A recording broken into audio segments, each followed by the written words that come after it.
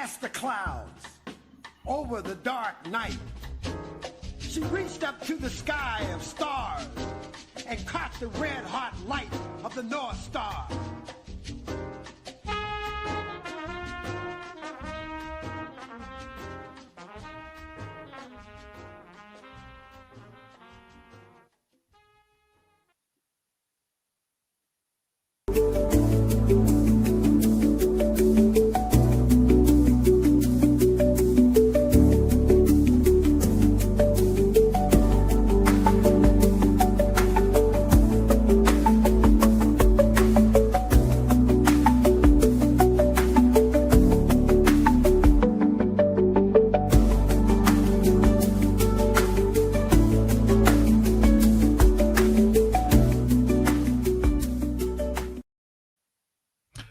Greetings, and as always, welcome back.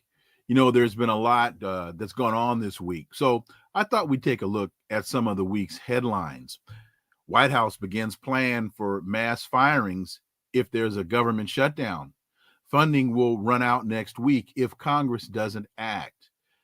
The White House is preparing federal agencies for widespread layoffs if the government shuts down next week, leaving new uncertainty about what would close and what would stay open if funding runs out on October 1st. The directive has shaken the federal workforce, which has already undergone sweeping layoffs under the U.S. DOGE service and is now scrambling to understand who could lose their jobs as soon as Wednesday. Officials have yet to publish plans showing what agencies would close in a shutdown. Hegseth orders rare urgent meeting of hundreds of generals and admirals. The Pentagon has summoned military officials from around the world for a gathering in Virginia. Even top generals and their staffs don't know the reason for the meeting. What's been going on here this past week? Let's connect some dots and find out.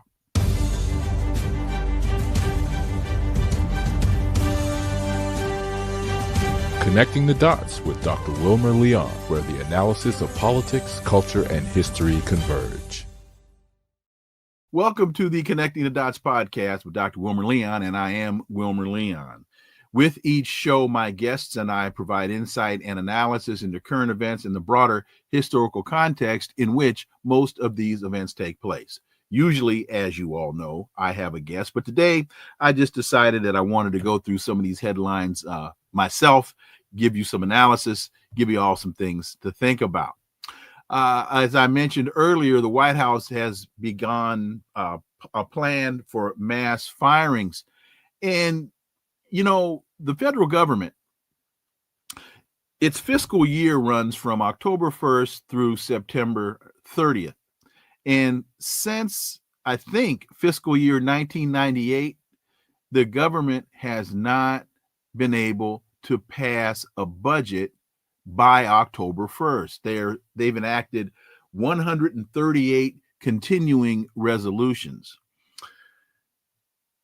Funding the government, I think, is a pretty important thing. No matter what you think of the government, funding it, I believe, is fairly important.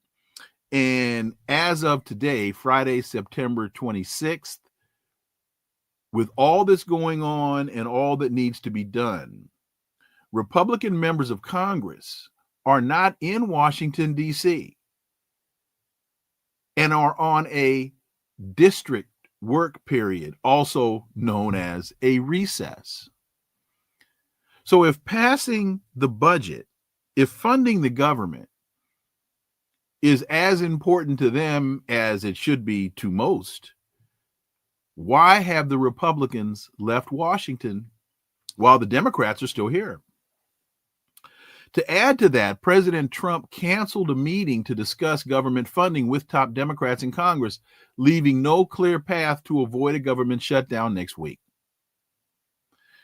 House Minority Leader Hakeem Jeffries says, "Our position is not complicated. Cancel the cuts, lower the costs, save healthcare."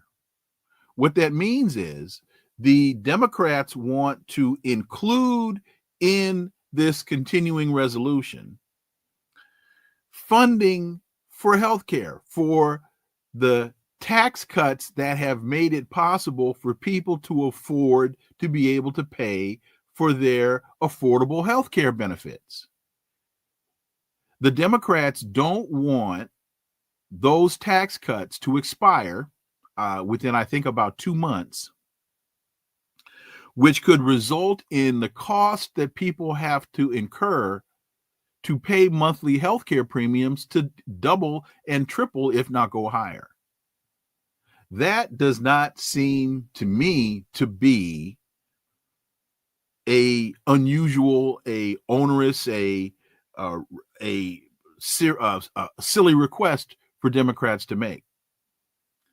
But to that point, Trump says that the demands from Democrats about attaching the health care provisions were, quote, unserious. And he said no meeting could possibly be productive. So he's not even going to sit and negotiate. But this is what he's done. And I find this tactic to be very, very interesting. What he's done is he thinks, I guess, that he's ratcheting up the pressure by now saying, if the Democrats allow the government to close, that he's just going to fire people.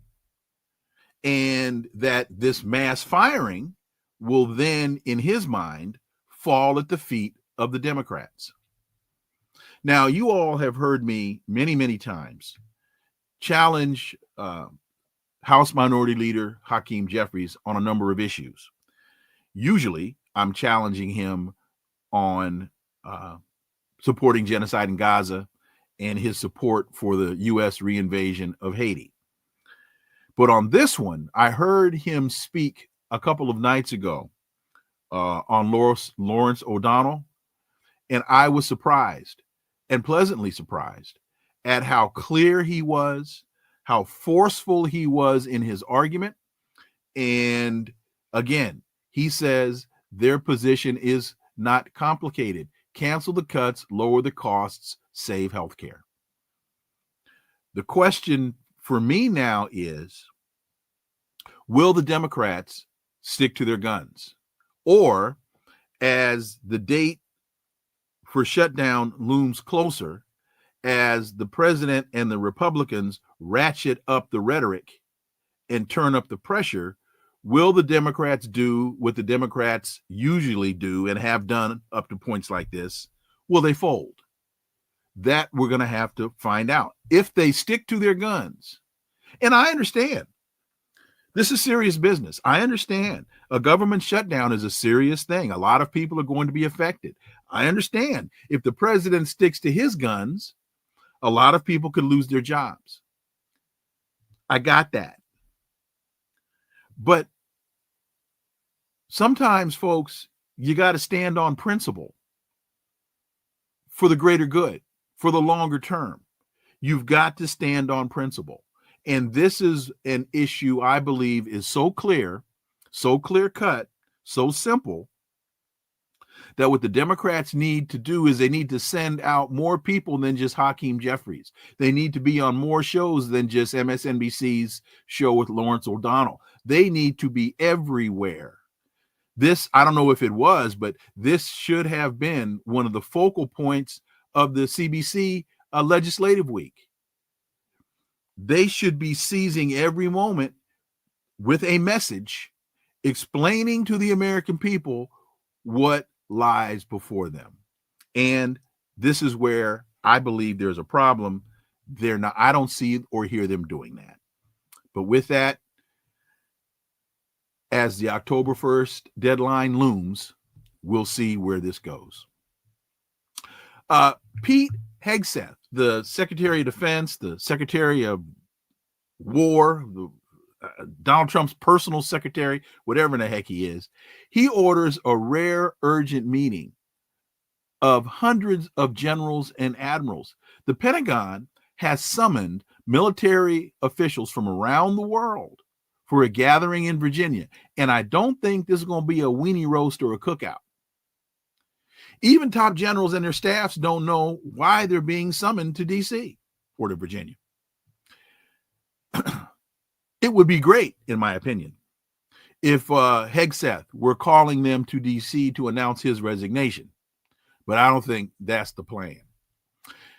It's not clear whether Trump is going to attend the meeting, or it's not clear from what I understand if Hegseth had even given the president advance notice of his plans.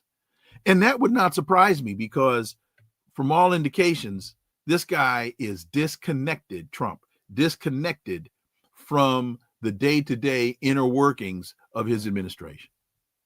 Trump told reporters in the Oval yesterday that he'll go if they want me. Despite the meeting size and secrecy, Trump and J.D. Vance have downplayed its significance. Trump asked, "Why is this such a big deal?" Really? You're bringing all of these generals, all of these admirals from all over the world to Virginia for a meeting. And you're trying to ask, and I realize it's a rhetorical question, but a silly question nonetheless. Why is it a big deal? Vance, who was there with Trump at that point, said, it's not particularly unusual, even though you can probably count on 3 fingers and have 1 finger left how many times in history this has happened. I think it's odd that you guys have made it into such a big story, J.D. Vance said. Again, why Hegseth is calling for this meeting, I have no idea. He did not call me, and he did not let me in on the secrecy. But based upon the utterly irresponsible jingoism and saber rattling and bombast that's been going on up to this point, I'm very, very concerned. I don't see how this bodes well for the United States. I don't see how this bodes well for the world. This next one, for me, is incredibly disturbing. The U.S. Supreme Court has ruled sweeping immigration raids in Los Angeles can continue for now, lifting a federal judge's order that had barred ICE agents, from making stops without, quote, reasonable suspicion, end quote. I don't know. There's something called the Fourth Amendment to the Constitution. I don't know how many people are familiar with it. I'm going to get to its specifics in a moment. I know it can be arcane reading, and I don't know, again, how many of you all may have ever heard of this. First of all, it's a document called the United States Constitution, and it has in it this thing called the Bill of Rights, which were the first 10 amendments to the Constitution. And there's one called the Fourth Amendment, which, again, it's silly reading, but I'll get to it in a second.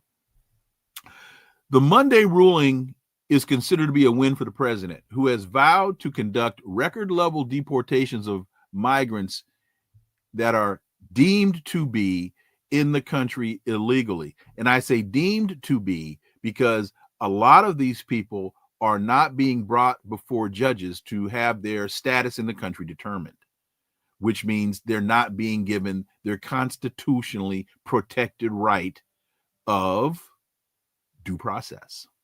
The 6-3 decision of the conservative majority allows agents to stop suspects based solely on their race, their language, job, while there's a legal challenge to the recent immigration sweeps in LA.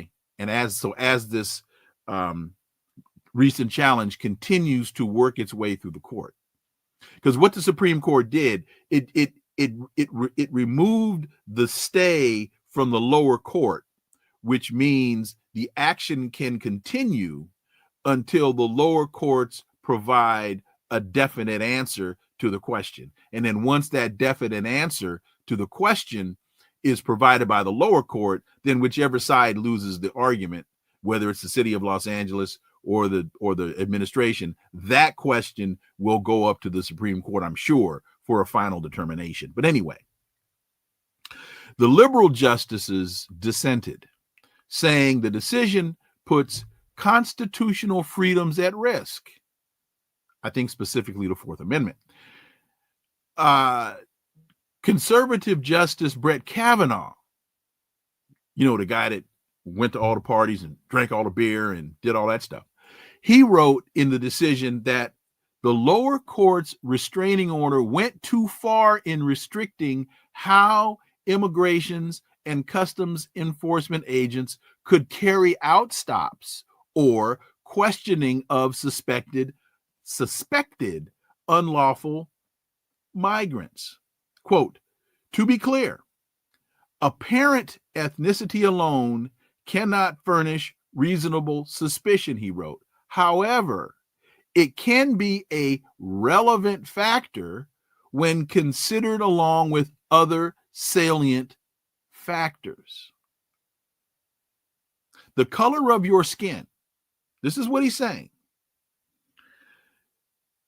ICE cannot stop you simply based upon the color of your skin, but the color of your skin, when factored along with other things,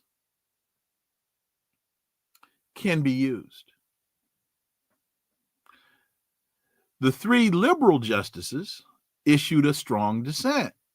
Sonia Sotomayor wrote, countless people in the LA area have been grabbed, thrown to the ground, and handcuffed simply because of their looks, their accents, and the fact they make a living by doing manual labor.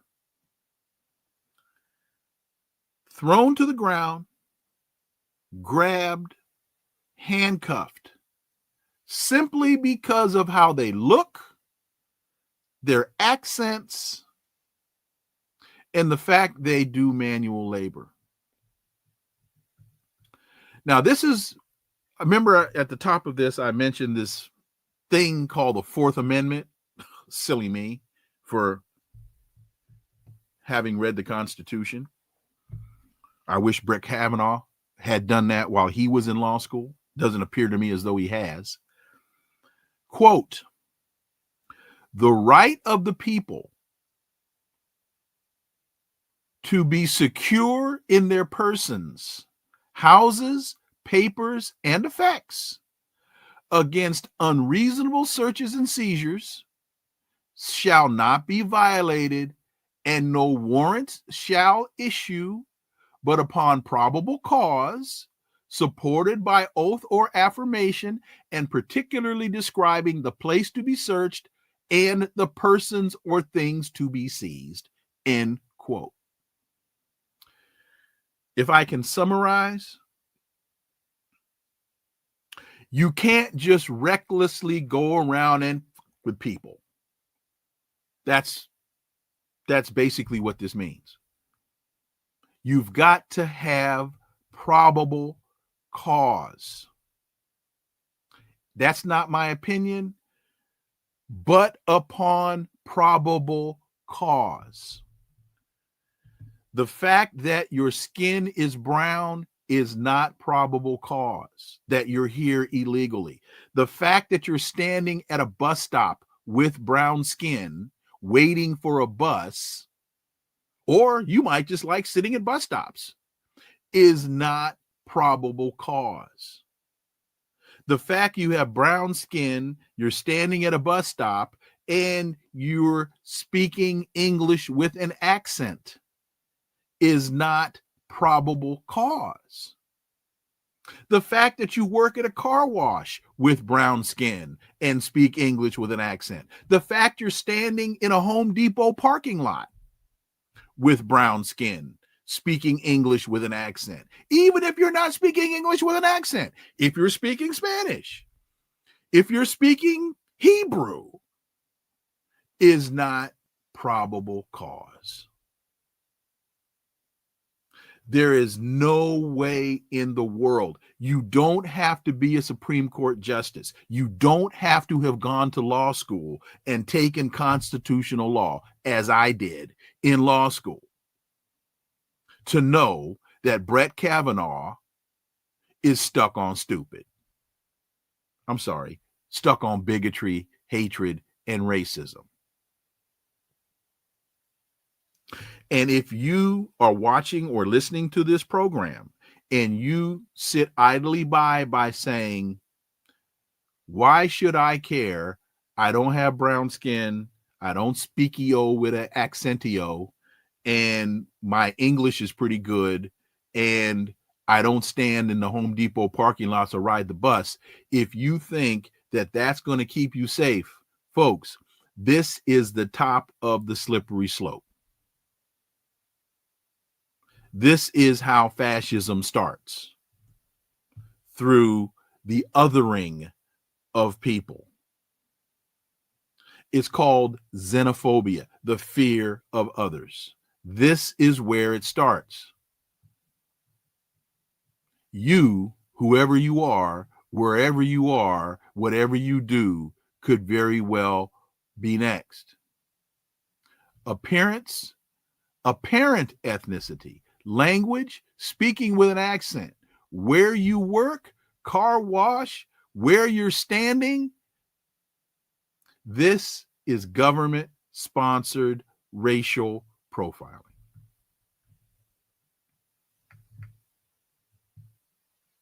And we have a constitution that is supposed to protect us against it. Trump's attempts to expand presidential powers pushes courts into uncharted territory. Now remember, we've got three branches of government, three co-equal branches of government: the judiciary, the let me put them in order: the legislative branch, the executive branch, the judiciary. I put them in the order that they're listed in the Constitution. And they're listed in order of significance, not in order of power. They are co-equal. But the framers believed that the judiciary branch, which represents the people, was the most significant branch of the three. Why? Because this is supposed to be a representative democracy, and the interest of the people, the power of the government rests in we the people, in order to form a more perfect union. Now, that's a quote from the document itself. I'm not making that up. But now what we find, Trump and his minions believe in what's called the unitary executive theory, which basically simply says that the executive branch has more power than the other two. And you heard me mention Animal Farm a number of times, where the pigs say, all animals on the farm are equal, just some are more equal than others. Anyway, the Supreme Court agreed to hear a case that will decide for the first time whether the president's emergency powers allow him to unilaterally, that means by himself, impose tariffs on international trading partners. See, whenever Trump wants to do something, no matter, and usually he's trying to do something that has never been done before, he tries to find some incredibly arcane, some incredibly old statute that was written to deal with some other type of problem and apply it in today's context. And one of the things that he loves to do is call an emergency. He loves to call, emergencies. A flock of ducks has walked away from the zoo. Oh my God, that's an emergency. And by employing his emergency powers, he then thinks that gives him carte blanche to do whatever in the hell he wants to do. So now the court is going to hear a case about his unilateral imposition of tariffs. Why? Because that power rests in Congress, not the president, Congress. But unfortunately, because Mike Johnson, the speaker, is just a flat out punk, Congress has abdicated their responsibility of, there's another theory called checks and balances. We've got separation of powers, and each of those different branches of government is supposed to provide a check and a balance on the other branches. But Mike Johnson just wants to sit on his hands and play Mother May I and not provide the constitutionally mandated checks and balances that Congress is supposed to impose upon the executive branch. The Supreme Court has also taken up a frantic effort by foreign aid groups to block the president from slashing $4 billion in funding that's been already authorized by Congress. Congress constitutionally has the power of the purse. They're the ones that decide where the money goes. And once they've decided where the money goes and the president has signed off on the legislation becomes law. And the president cannot, whether he signed it or not, cannot then come back retroactively after it has been signed and take the money back. That's called impounding of funds. And I believe there are some very, very limited circumstances where the president can do that. But where we are right now in this space, none of the circumstances that have been articulated by the president meet that requirement. These are just a couple of examples of how the executive branch is pushing the judiciary and hoping that they hold or find in his favor so that he can expand his powers. We keep hearing about authoritarians. We keep hearing that we have to oppose authoritarians. What is more authoritarian than this? J.D. Vance's words have come back to haunt him after he demands that people stop using the term Nazi as an insult. Call me silly. I've never read anything in all the history I've read about good, nice Nazis. Can't say that I have. I've never seen Nazi crossing guards helping kids cross the street in front of schools. Never heard of Nazi candy stripers in hospitals helping people make their way through hospitals. I don't think I've ever heard that. Just as the 2016 campaign was beginning, J.D. Vance was texting his college roommate and his fears that Donald Trump could be America's Hitler, quote, end quote. This is J.D. Vance texting his college roommate. Now, Vance is demanding that people stop using the word Nazi to attack those on the far right. Well, in all fairness to J.D. Vance, he didn't say that Trump would become America's Nazi. He said Trump would become America's Hitler. So if he wants to try to parse those and draw some distinctions, well, okay, maybe we can have that conversation. But anyway, as Vance said in North Carolina last Wednesday, quote, if you want to stop political violence, stop telling your supporters that everybody who disagrees with you is a Nazi, end quote. There's this group called Republicans Against Trump. They made the same observation that in 2016, Vance called Trump America's Hitler.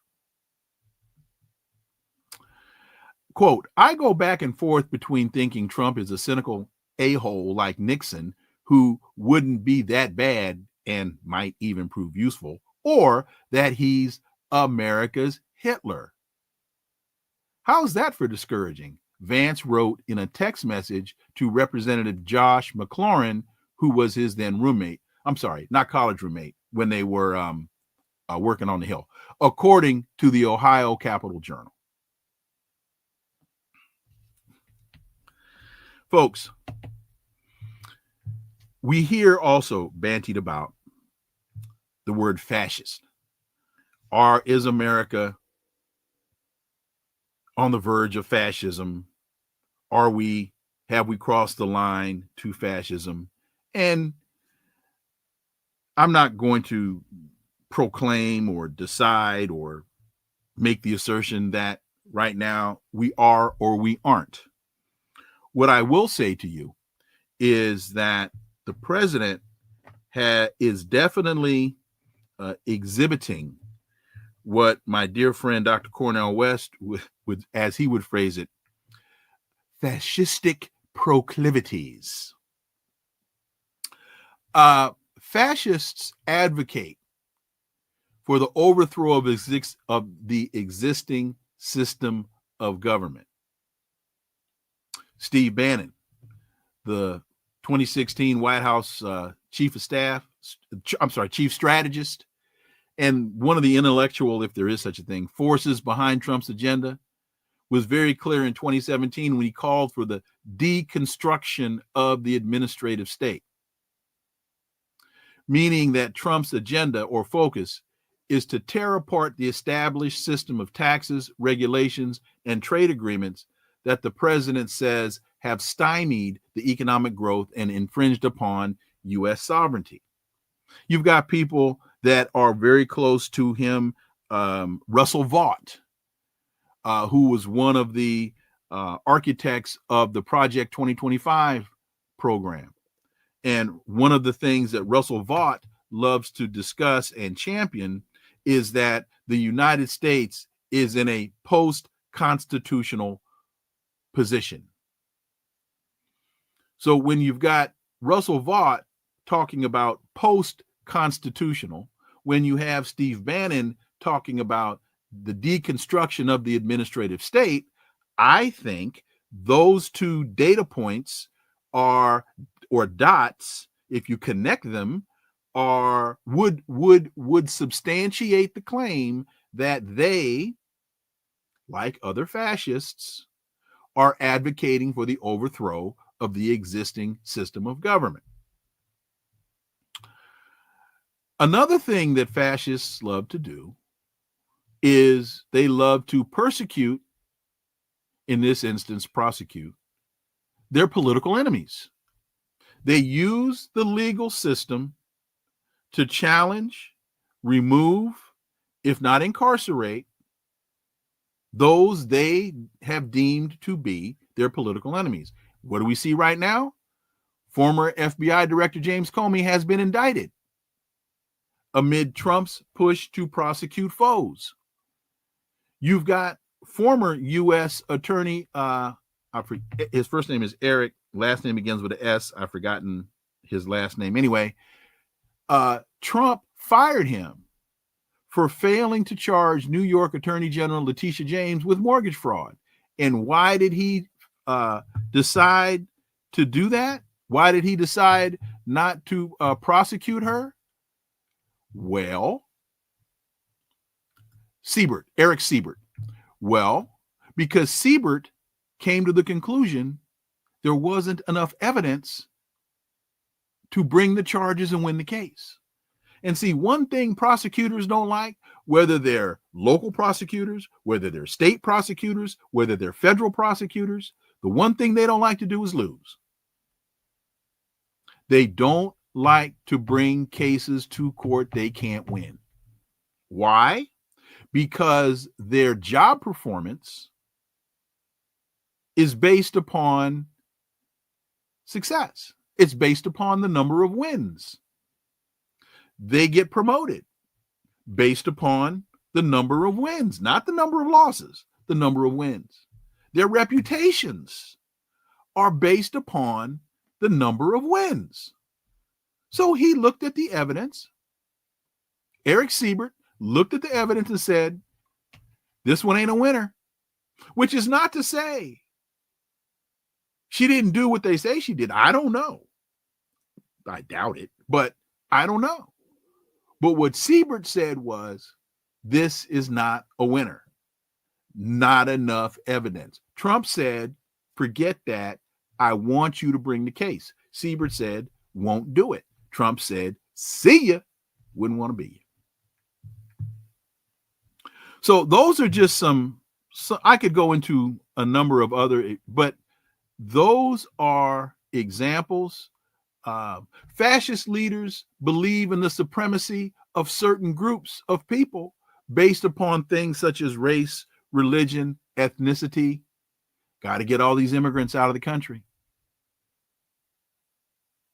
Interesting. He's going after Latino immigrants. He's not trying to throw his wife out. She's an immigrant, by the way. He didn't try to throw his mother out. She's an immigrant, by the way. But excuse me for getting caught up in facts. They also support the supremacy of the nation over the individual. This whole thing about make America great again. So I'm not saying that Donald Trump is a fascist. I'm not saying that. What I'm saying is that he's definitely demonstrating some fascistic proclivities. Well, I think I've said enough for the day. I want to thank you all for joining me today. Thank you all for listening to and supporting the Connecting the Dots podcast with me, Dr. Wilmer Leon. Please continue to subscribe to support the show. We do desperately need your support and your financial support. New episodes next week. Don't know quite yet who my guest on Monday is going to be. But again, as the Moon Man would say, it's going to be a big one. Follow, subscribe, leave a review, share the show. Follow us on social media. All the links are below in the show description. Remember, this is where the analysis of politics, culture, and history converge. Talk without analysis is just chatter, and we don't chatter here on Connecting the Dots. Why? Because this is a rhetoric-free podcast. Have a wonderful, wonderful, blessed weekend. See y'all on Monday. Until then, I am Dr. Wilmer Leon. Have a blessed remainder of your Friday. Peace. I'm out.